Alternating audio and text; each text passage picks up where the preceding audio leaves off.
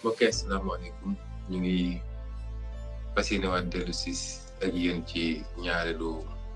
vidéo bi moom nag ñaareelu vidéo la waaye def nañ ci ñeent yu bokkul benn bu ne ñu def ko ci benn jëm bu dee situation bi laaj na ko bu dee gàllankoor nañ sama candidature ka ñu war a tànn ci candidat génnul ci ñeent yooyu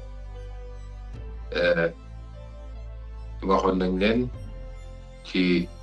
vidéo bu njëkk bi lan mooy stratégie bi ak naka lañ ko fas yéene doxalee buñ ci tollee bu ngeen dégloo vidéo bi di ngeen dafay fekk lañu xalaatoon am na mooy ñoom seen plan bi ñu laloon te plan bi jubluwuñ ci dul liquider Ousmane Sonko liquider Pastef fexe ba candidature Ousmane Sonko du musa am fexe ba li ko war a téye muy Pastef dootu fi nekk waaye it fexe ba kenn koo xam ne bokk nga ci Pastef wala jege nga Pastef doo nekk candidat moo xool leen fan lañu bëggoon a jaar ba loolu ñu lal ñoom ñu lalli ko loolu waxoon naa leen ko ci premier vidéo bi kon vidéo bii bu ngeen ko dégloo rek mooy laa ñu dégg ne fa la ñu bëgg a jëm te ñaan yàlla mu wañ a dina am war a tax nag ñu defarwaat xoolaat suñu stratégie vidéo bi ma lay fas yéene ci waxtaan ak yéen ci tànneef waxoon naa leen ni danañu fexe ba jàllale lu ëpp benn candidat man mii sax sama candidature bu jàllee du tee nañu fexe ba jàllale yeneen candidature dañu fexe ba déposer yeneen candidature fexe ba ci candidature yooyu moo am yu raw bu gannaaw loolu nag dañ dellu si tànn gi ma fàttali ne li ma waxoon mooy tànneef gi ñaar la imma ma tànn proposé kenn ne kii mooy candidat bi ñeneen ñëpp daal di bàyyi seen candidature ñëw jàpp ci gannaaw ñu dem ci élection yi gagné ko ci kàttanu Yàlla wala bokk ma tànn kenn ne kii mooy candidat bi waaye bu fekkee bu doon fekk na ci jamono jooju yàlla jàllale lu ëpp benn ci suñuy candidature ñeneen ñi ma bañ leen wax ñu bàyyi seen candidature dañuy maintenir seen candidature mais day doon candidature boo xam ne day dooleel candidature principale bi ci ban anam mooy ñun ñëpp dañuy bokk benn programme muy programme bi nga xam ne moom la ñu tënk liggéey ci depuis ay ati at présenté woon ko Sénégal yi 2019 gën koo toggaat nag defaraat ko muy programme Sonko président ñu bokk ko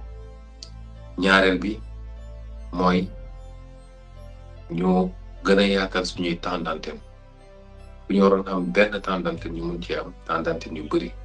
yoo xam ne benn bu nekk nag programme bi ñu bokk ñun muy programme commun bi candidat bi ci lay jukki benn poñ wax kook Sénégal yi ba Sénégal yi xam fa la ñu bëgg a jëm ak ñoom muy la am solo ñetteel bi mooy ñu mutualiser ci suñu campagne mooy ñu fexe ba candidat yi ak nu mu ti toll ñu dajale leen def benn taxañ ba campagne bi yomb ci kenn ku ne ci ñoom moo xam dañuy def benn caravane nationale unique bokk ko wala bokk ko ci lu ëpp su dee campagne bi 20 jours la mu tuuti ñu am 15 jours yoo xam ne wala 10 jours yoo xam ne ñoo koy bokk benn caravane nationale ñu dajale suñu doole ndax campagne dafa métti dafa laaj xaalis bu bëri laaj ay moyens laaj ay oto laaj sécurité laaj dund du yomb waaye bu ñëpp dajee day gën a yomb te ñi Sénégalais dinañu xam ne ñii ñoo bokk projet muy beneen affaire boo xam ne lu am solo lay doon ñaari possibilité yooyu moo am waaye dinaa ñëw ci lan laa tànn ci ñaari possibilité yooyu balaa may dem ci loolu dama leen di wax lan laa tànn ci ki nga xam ne moo war a doon candidat bi incarné le projet tànn yombul tànn éliminé la xaw ma nag ñaata candidat la ñuy am tollaguñ ci waaye buñ ci tollee xam naa yaqin ni war nañu mën a jàllale lu ëpp benn candidat buñ leen jàngalee nag ci candidat yi jàll bu dee candidat Bassirou Diomaye Faye jàll na moom mooy doon sama choix man mu doon candidat principal bi nga xam ne mooy porter projet bi mu doon candidat bi xam ne ci moom laa woo Sénégalais yi ne leen woteel leen Bassirou Diomaye Faye mu doon candidat boo xam ne moom laa teg projet bi ci loxoom mu incarné ko en tant que candidat ndax xam ngeen parce que projet collectif la waaye élection présidentielle dañ naan c'est le rendez-vous d'un homme avec le peuple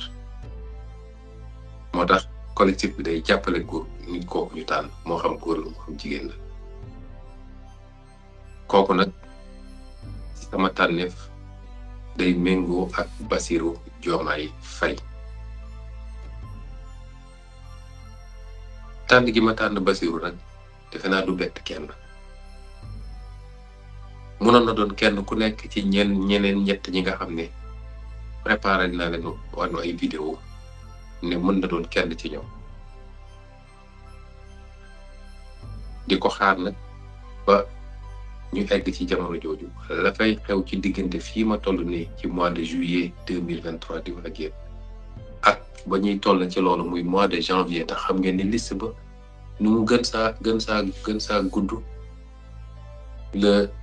20 janvier da ko conseil constitutionnel di génne diggante fii ñu toll ni juillet ba 20 janvier mu tuuti juróom-benn weer la lu ne mën na fekk ko bu dee du man de Ousmane Sonko may doon candidat bi ma ne ñeenti vidéo yi nga xam ne defar naa ko mën na doon kenn ku ne ci ñoom waaye ci bii vidéo ma biral leen ni Bassirou Diomaye Faye laa tànn muy tànneef goo xam ne dama wax léegi ni du bett kenn ci Sénégal yi du bett kenn ci waa bitim réew sax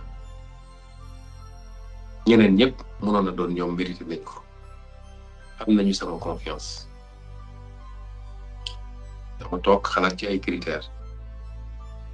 bu njëkk mooy candidat bi lan mooy profilam lan mooy meloom ci li nga xam ne wàllu xam-xam la ñu koy profil intellectuel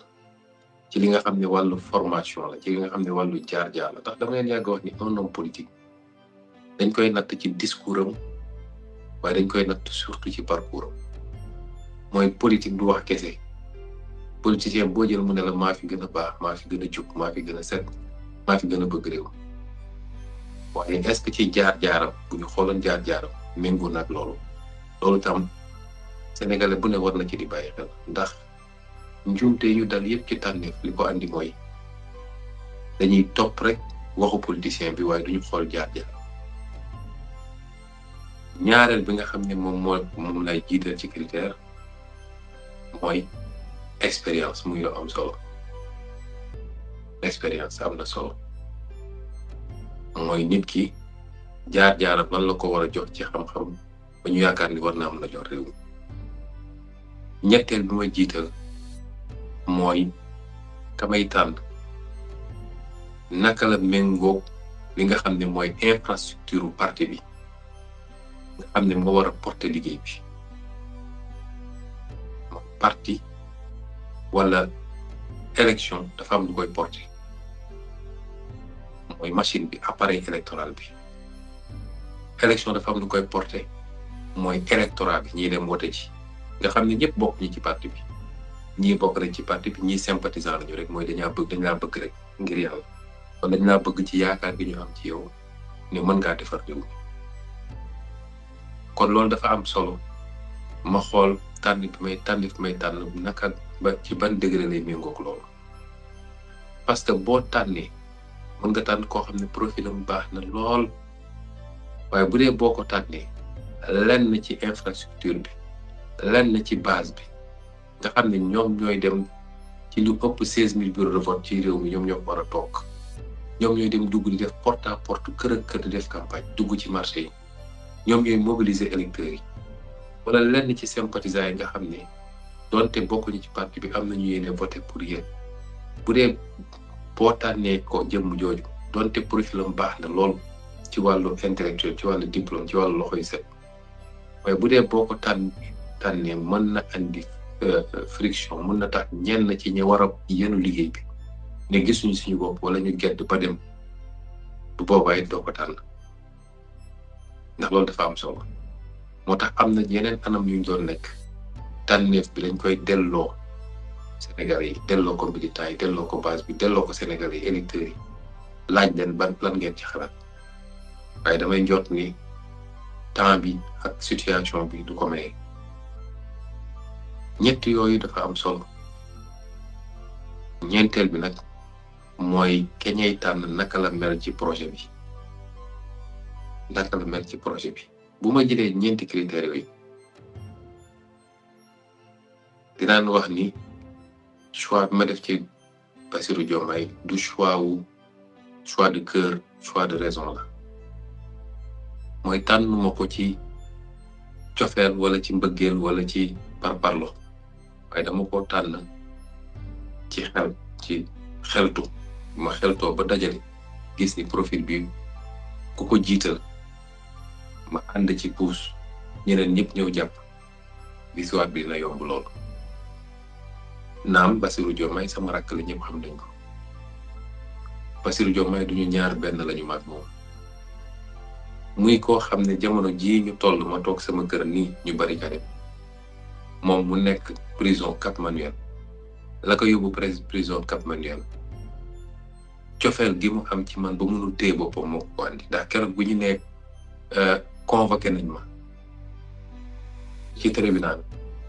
wala xam ban xew-xew moo amoon bu ñu ma nee convoqué nañ ma ci tribunal ci la Bassirou mer ba bind texam ne magistrat yi dañuy jaamu Macky Sall loolu rek moo tax ñu yóbbu ko prison magistrat yi dañoo toroxal seen bopp ci kanam Macky Sall yenn magistrat yi boobu loolu moo taxoon ñu jàpp ko yàgguma xamante ne moom impôt damay nañu boole gën saa gudd su ma juumul 2007 wala 2008 lañu njëkk a gisee kon yarawuñu màggandoowuñu waaye yàlla mooy def loolu cofeel googu yóbbu ko ba yàlla wërsëg ne ko doom mu tuddee ma ko man mii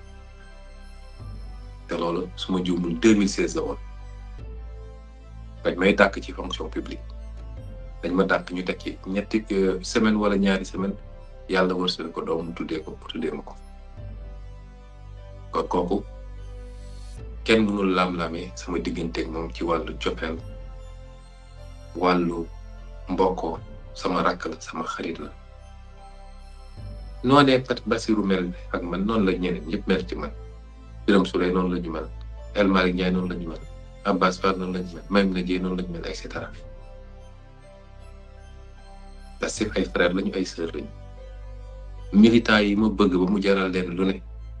te man xawma leen te mosuma leen gis ñoo ëpp sax ñi nga xam ne xam naa leen te ñu jege ma loolu mooy Pastef nous sommes des frères et des sœurs yàlla def nag Bassirou yegg ci foo xam ne sama diggante moom du loo xam ne dañ koy laam-laam ba mu dugg ba ci suñuy famille jaxasoo waaye ànd ak loolu yëpp nag Bassirou tànnuma ko ngir loolu de tànnuma ko ngir suñu amitié tànnuma ko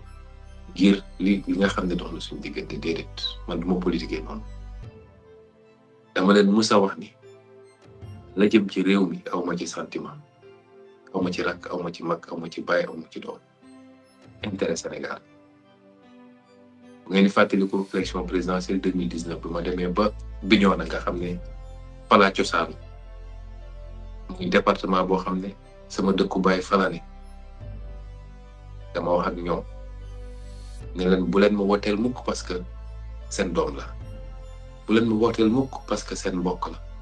bu leen ma wooteel mukk parce que ñoo bokk xeet wala ñoo bokk gox déedéet waaw su ngeen may wooteel da ngeen may wooteel parce que jàpp ngeen li ma leen woon ci xam-xam ak ci jikko ak ci bëgg réew mi war naa justifier ngeen wooteel ma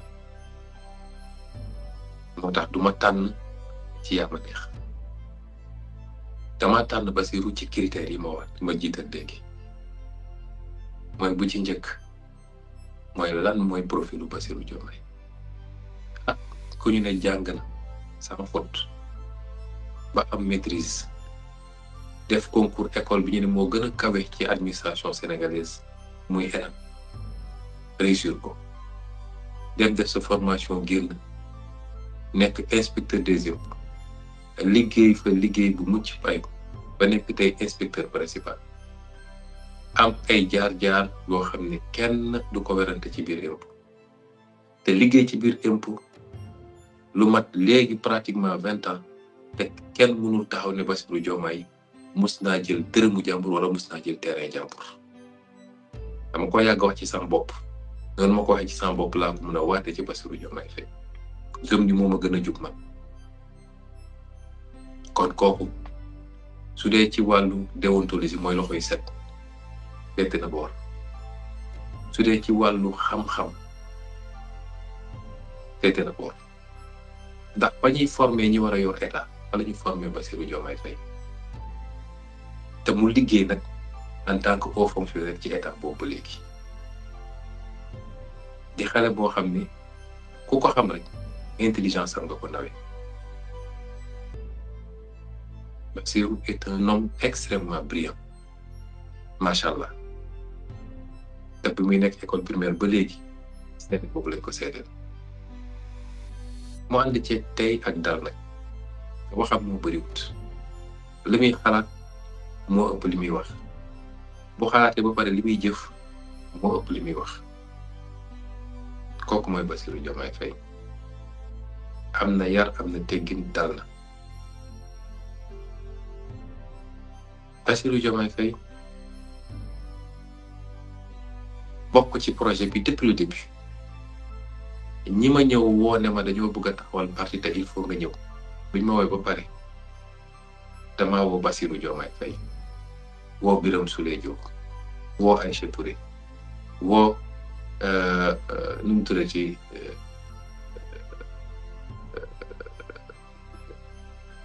comment ça s'appelle encore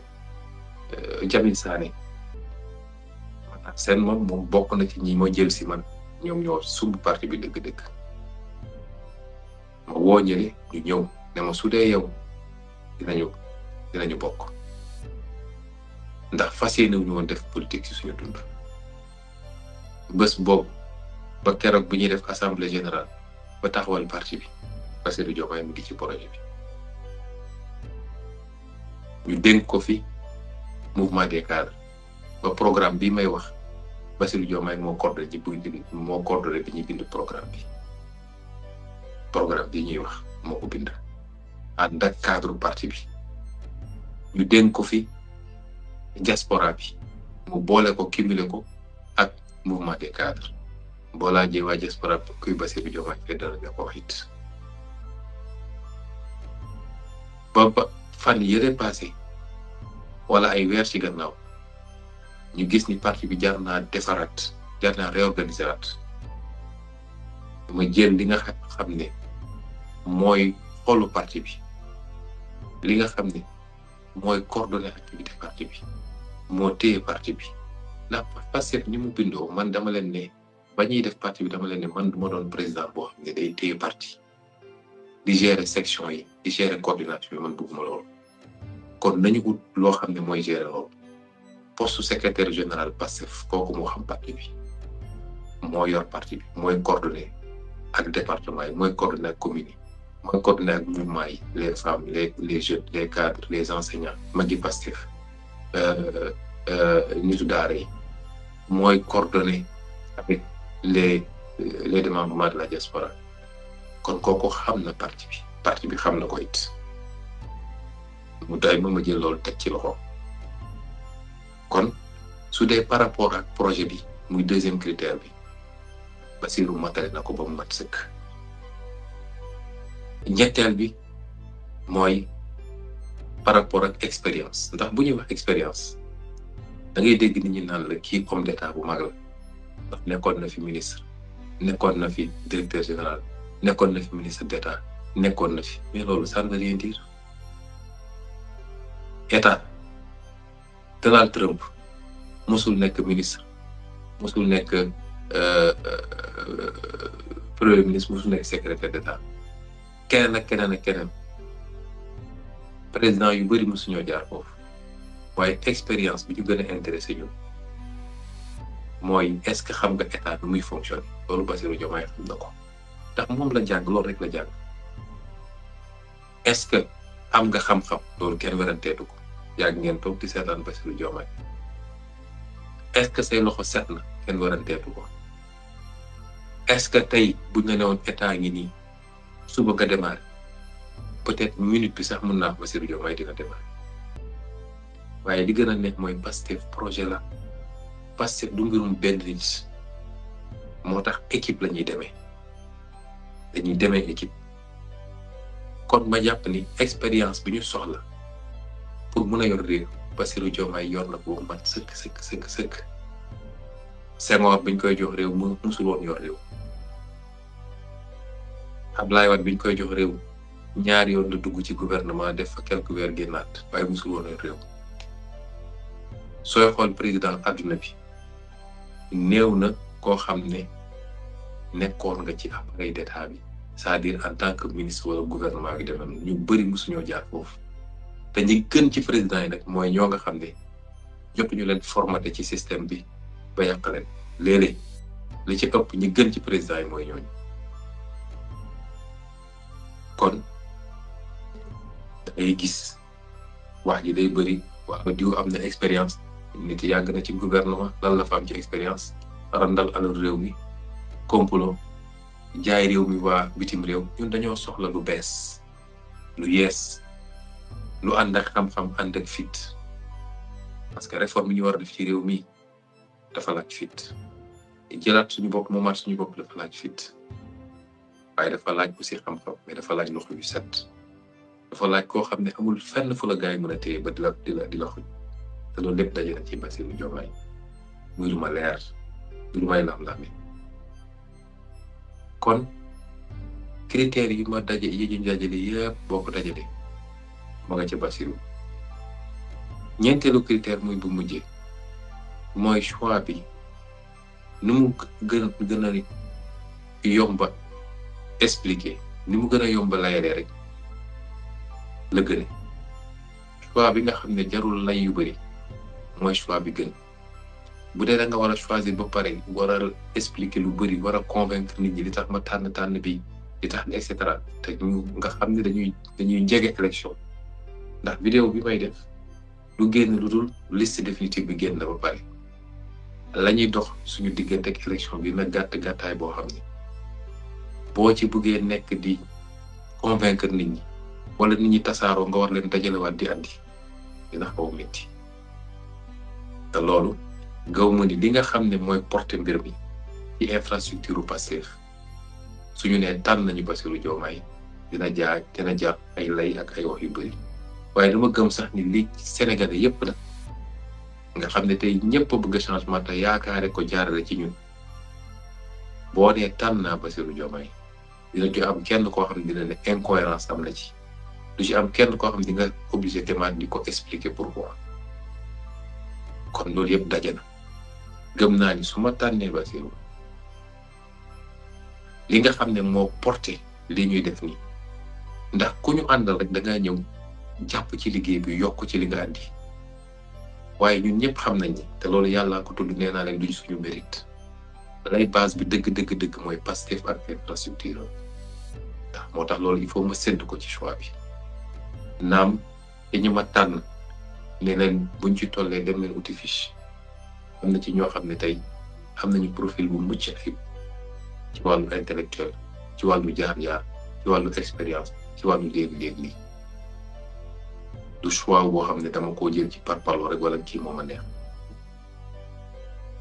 dañ jëm nag bu soobee yàlla dañ ci yegg am na ci loo xam ne waxtaan naa ci ak yenn ñi nga xam ne bëggoon naa ñu dem jëli fiche wax leen bu ñu demee ba étape bu nekk lan lay méngoon ba bu ñu demee ba yàlla may ñu gañe bu ñu demee ba yàlla may ñu gañe am na loo xam ne du waxu mbedd du ma ko wax fii mais na ngeen xam ni lépp lu ñu organiser la ba pare te di ngeen gis ci weer yi ñëw di ngeen xam ne lépp matuñu nag waaye pratiquement lépp organiser nañ ko ba pare nekk ñu teg ko ci temps moo tax su ma leen ne même gannaaw bu ñu gañee ba pare organiser nañ ko ba pare te bu soobee yàlla dina léppay baax ngeen war maa gëm kon tànneef bi loolu la may ñaan nag xaw ma yan candidat ñooy jàll de mais beneen candidat bu jàll maa ngi lay ñaan nga nangu choix bi d'abord ba pare jëmmal ko wax ak sénégalais yi won leen ni nangu nga choix bi ànd nga ci à 100% te dañ ci dem ba jeex parce que wax naa ko ci première vidéo Pastef du projet wu nit du projet wu mën a su dul man rek ma xëpp ci suuf bu dul man rek mer naa xam naa sax ñi ma tànn ñëpp nag ne nañu dem wuti fiche nañu dem déposer xam naa ni kenn melu ci noonu waaye nag dañuy fàttalante rek ndax fàttali baax te seytaane dafa gaaw fëkk nit may fàttali rek man def naa sacrifice bu ne jël naa sama jëmm sacrifier ko sacrifier liggéey sacrifier sama liberté sacrifier sama famille sacrifier lépp bu dee nag sacrifier naa loolu yëpp teewul bu dee intérêt général ak intérêt Sénégal taxaw na ma ne man mun naa effacer wu pour ñeneen ñu dem kon waxu kenn warul xalaate neneen kenn amul droit xalaate neneen may ñaan ñëpp nag ñu jëmbal loolu waaye waxoon naa leen ci première vidéo bi rek nii am na ay schéma yu taxaw ndax dama naan ñëpp nañu yeneen candidat yëpp nañu bàyyi mu des benn candidat wala dañuy bàyyi yeneen candidat yi ñu jàppale candidat boobu Bassirou Diomaye jamono ji ñuy wax ni ma nga kap man yoon tëdd ndax bi fii boobu dinañ ko ba xaw ma ndax dinañ ko bàyyi mu def campagne bu dee ma nga fa ci ba jamono jooju xaw ma ci yoon dañ ko war a bàyyi bu dee jamono ji egg nañ foofu te man tere nañ ma nekk candidat te moom ñu dis ñëpp dañ ko war a bàyyi au nom du principe de l'égalité des candidats mooy état dafa war a tolloo les candidats yëpp d'autant que nag Bassirou fi ñu toll nii amul dara luñ ko condamné détention provisoire la jaay doole mandat de dépôt détention provisoire àtte wuñu ko condamné wuñu kooku loo koy téye soo ñu demee ba conseil constitutionnel ni kii mat naa jiite réew mi war naa mën a nekk candidat kooku état amatul droit jàpp ko dañ ko war a bàyyi mu dem defi campagne waaye li ma doon wax mooy yeneen candidat yi la ma bëgg ci ñoom la may proposer boobu pour le reste nit ñi nag mun nañu daje waxtaan xool ndax bëgg nañ ko defee neneen waaye su ma sañoon yeneen candidat yi dee ëpp ñu ñeent c'est-à-dire bu dee li ñu am ci candidat yëpp matul 5 bu dee soo génnee Bassirou mi ma tànn yeneen ñi matuñu ñeent dama ñaan li ma jàpp man mooy dañu war a maintenir seen candidature ndax day yokk rek suñu capacité communication waaye na Sénégal yëpp xam ne bu wat ba jotee benn Bassirou Diomaye lañu war a waxtaan ñeneen ñi nañu maintenir seen candidature mu gën ñoo yokkal temps de communication gën ñoo yokkal temps d'antenne ca lay jàll RTS waaye gën a diversifier également possibilité yi ñu am ndax bu dee ci candidat yu ma tànn kii Thiès la dëkk kii dëkk Malicounda kii dëkk Linguère kii dëkk Daara Jolof ka ca des dëkk nu mu tudd ci Ziguinchor kii dëkk et cetera mun nañu bokk def campagne def benn caravane nga xam ne dañuy maximiser suñuy moyens ku nekk sa temps d'antenne bu jotee nga wax sa 5 minutes wala sa 10 minutes xam nga temps d'antenne bi ñaata lay doon caravane boobu mun na sillonner le Sénégal ensemble mais mun na am fu ñuy toll kenn ku nekk ne léegi maa ngi jël telle direction wala maa ngi dellu fu ma dëkk moo xam 5 derniers jours yi la wala 7 derniers jours yi maa ngi dem ci zone bii mokkal foofu mu gën a mokk waaye lépp campagne bi weesu ñu def ko ci cadre programme commun bi ñu yor muy programme Sonko 2024 loolu sama gis-gis la waaye loolu ubbi naa ko ba coalition bi mun na toog waxtaan waaye candidat yi ñoom ñëpp ñu xool seen bopp ku nekk xool li mu bëgg ku jàpp ni loolu mun na cee dugg wasalaam ku jàpp ni moom dafa bëgg a bàyyi candidature am waaye day ñëw rang ci gannaaw Diomaye malgré tout def campagne ba léegi baax na waaye sama xalaatin rek laa joxe boobu ubbi naa ko boyal naa ko bàyyi leen ngeen mën cee waxtaan. tànn naa nag Diomaye Faye xam naa ñiñ ko seqal ñu ci mën a wax lu dul dëgg ci soxor ci mën a sos seen dund yëpp sos la dinañu fay ay nit def nañ ko ci Ousmane Sonko ay ati at teewul loolu dafay yokk dayoo Ousmane Sonko ci askan bu ñu demee ba xam ni nag seen pexe sotti na ba tere nañu Ousmane Sonko nekk candidat keneen ku Ousmane Sonko tànn di ngeen dégg lu ne ci moom bu bon la ba soxor la terroriste la salafiste la bëggul sëriñ si fa mu dëkk sax kenn du ko fa xool nangam du ne di ngeen ko dégg waaye seen mënin la jikko ngeen baal ma ci kàddu gi jikko naafeq la ndax booy xool ci alquran li ñuy wax ci jikko naafeq loolu bokk na ci loolu mooy seen jikko loolu rek lañu fa sos wax lu bon fay ay nit ñu bind fay ay nit ñu dem ci télé yi di wax waaye Sénégal ay yeewu nañu yeewu goo xam ne looy gën a yokk ci nit rek Sénégal yi di ko gën a yëkkati ñoom ñooñu ñëpp boo leen dajale ko man maa ko wax teg leen ci benn balance jël Bassirou Diomaye teg ci beneen Bassirou Diomaye mooy wàcc ñoom ñu yëg kon dama bëgg ak Sénégal yi ni proposé wu ma leen koo xam ne mën nañ koo sikk ci dara Sénégalais 150% la xam réew mi bëgg réew mi di ko juba ku jàng ba xam li mu war a xam yépp liggéeyal état bi dugal fi ay milliards yi milliards te mus see jël dërëm suul jël terrain wu jàmbur kookee laa leen dégg mooy suñu candidat te bu soobee yàlla keroog le 25 février mooy gagné élection bi dès le premier tour gagneel ñu ko si suñu tour ñun ñëpp incha allah ci gannaaw bu ñu defee li ñu war a def ñun ñëpp mooy takk suñu digg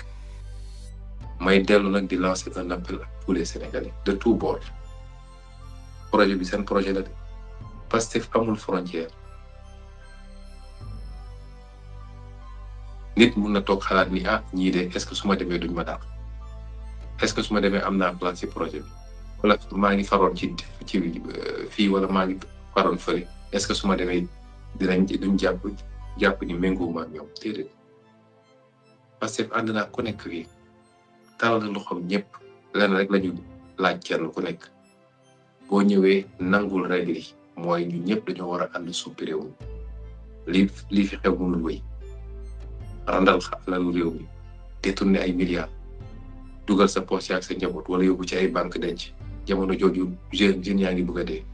dem signé contrat bu la neex ñu jël alalu réew mi yëpp loi bi génn yóbbu ñun ñu toog fii di sukuraat te ku bëgg a gém seen réew ñu ne doo fa dem tënk ñu tënk boo xam ne suñu koom seen loxo la nekk suñu koppar sax seen loxo la nekk ñun moomuñu fi dara loolu la ñu bëgg mu jeex ku ànd ci loolu boo ñëwee ànd ci fas yéene ñu ànd liggéey ci loolu am nga sa place ci projet bi kon maa ngi talal sama loxo ñëpp buñ ci yeggee candidat bu ñu recalé te nga nekkoon ci candidat opposition bi talal lañ la suñu loxo di la woo nga ñëw dugg ci projet bi bul ay conditions yooyu teg jaru ko du marchandage réew mi lañ jiital waaye bu ñu yàlla joxee réew mi kenn ku nekk ci na nga toll ak la nga war a mën a yor dañ la dénk nga liggéey waaye nga liggéey ngir yàlla rek ak liggéey ngir yërëm askan wi la nga ca war a am ci payoor di nga ko am te yem ca ko ci yokk dara la nga ca war a am ci payoor da nga ko am te bañ cee yokk dara loolu lañu woo Sénégal yëpp amuñu ci barrière amuñu ci frontière intellectuel yi engagement dafa jot de réew mi ko laaj intellectuel Sénégal yi ndax dañoo am intellectuel yoo xam ne macha allah tabaarkalla te engagé nañu ci seen façon ndax lu xew ci réew mi nañ joxe seen xalaat waaye dafa jot 2024 bi tournant la boo xam ne waruñu ko raté dafa jot ngeen gën a sóobu waa diaspora moom chapeau yéen moom su ñëpp meloon ni yéen heure bi kenn waxatu lu ma leen wax dara les acteurs politiques la société civile ñëpp ñu ngi leen tàllal suñu loxo les mouvements citoyens ASC yi sax xewuñu 2024 dafa waroon doon loo xam ne sénégalais ñooy wane seen bopp woon àdduna bi yëpp nag nous sommes un peuple fier te xam nañ ñu bëgg xam nañ fi ñu bëgg a jëm te 2024 mooy doon suñu vraie indépendance le 25 février 2024 ci la suñu vraie indépendance yi démarré kon buñ ko raté ñu ngi leen di gërëm di leen sant di leen jaajëfal di ñaan yàlla mu yokk sutura ci réew mi yokk jàmm ci réew mi di ñaan yàlla vidéo bi yàlla buñ ko mës a teg ba ngeen war ko déglu ndax buñ ko tegee rek mooy lañ ma yéegaloon ne ñoom ña nga ca loolu am na waaye bu amee duñu wàññi dara ndax ñun yàlla rek lañu gëm te réew mi rek lañu bëgg kon yàlla ñu yàlla jàppale leen def jàmm ci réew mi def ci progrès ak prospérité waaye yàlla du soppi ci mu réew du waa réew mi mën a soppi ci seen bopp alquran moo ko wax yàlla màndu na màndu boo xam ne laa yughayyiru du soppi ci mu réew loo xam ne waa réew ma ci boppam ñoom waroon nañ ko mën a soppil seen bopp bu ñu wanul yàlla ni bëgg nañ rek yàlla seetaan ni waaye dañ koy ni bëgg nañu waaye jëf nañu sax bu ñu jëfee nag ba mbir mi sës bu mënatuñu ba ne mata nasrullah yàlla day ala inna nasrullahi qarib bu ñu demee ba mënatuñu ba ne kañ la yàlla di ñu wal yàlla doog ñu feeñu rek mais tant que defoo yàlla da lay seetaan jëf nag dafa jot Sénégal te jëf jooju ñu ngi ko war a mandargal le 25 février bu soobee yàlla asalaamaaleykum wa rahmatullah